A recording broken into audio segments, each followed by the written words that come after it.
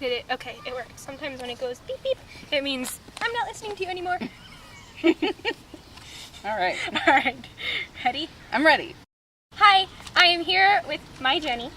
Jenny is like simultaneously my other mother and like an older sister figure. And it was caring for you and your sister that made me know at 19 that I wanted to have a family of my own. Today, Jenny and I are going to talk about what it's like to be a part of an LGBT family. More specifically, Jenny's LGBT family. So can you start with how is your family LGBT, I guess? Sure. Both my husband and I use queer. You've talked about this do. in other videos. We are a trans family. I just identify as queer. I'm a cis woman. I identify as femme. But my husband, CJ, is trans and out.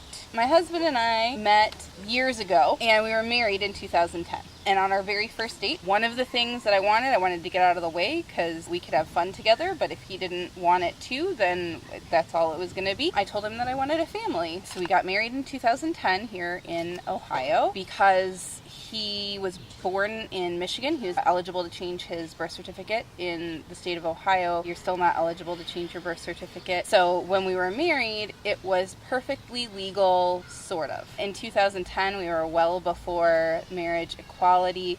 And so marriage equality continued to be really important, not just philosophically for us, but really practically, because we knew we wanted a family, but we also knew that when cases where a couple where one of them is trans have kids go to family court, that sometimes a judge will say, well, your marriage was never really valid to begin with. And now, because we're in the process of adopting, adoption rights. Yeah, there they are. Maybe you can hear them.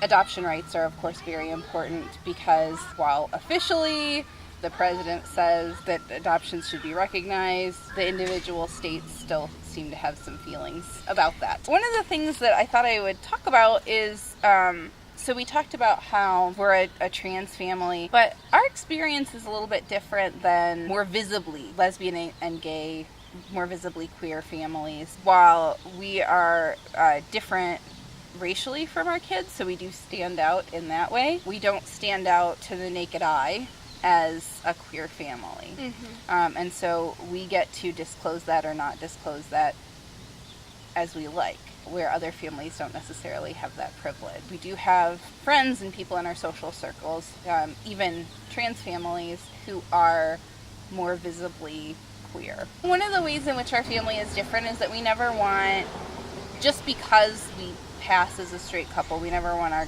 kids to feel like we lied to them or like it's not clear. So we talk about the fact that not all boys have penises and not all girls have vaginas.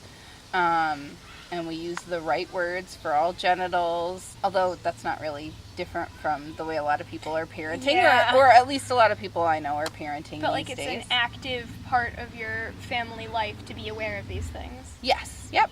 I was really excited to take them to Pride this year because it would be our first year that we would be able to, go to the parade. And mm-hmm. We have pushed a stroller in the parade before. We've taken our nephew, but it was our first year as as a family of 4. But they moved Cleveland Pride because of the Republican mm-hmm. National Convention. Honestly, I feel like in a lot of ways our family just doesn't feel very different from other families. We worry about what kind of people our kids are going to grow up to be. We worry about our kids' successes and their failures. We celebrate their uniqueness. I would say that 90% of our family life mirrors all families with kids.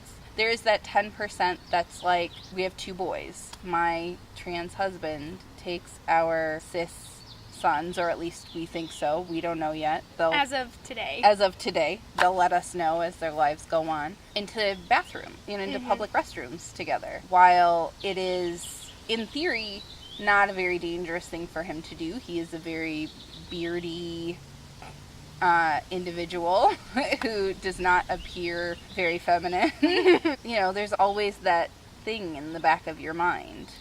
Thank you for joining me. You're welcome. This video and for sharing about your family. Thank you for the opportunity.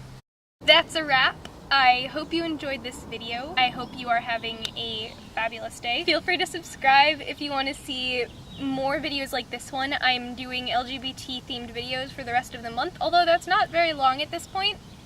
And I will see you on Saturday, or possibly Sunday if I'm still a little off kilter. Hopefully you're seeing this today on Wednesday. You might be seeing this tomorrow on Thursday. Whatever. Bye!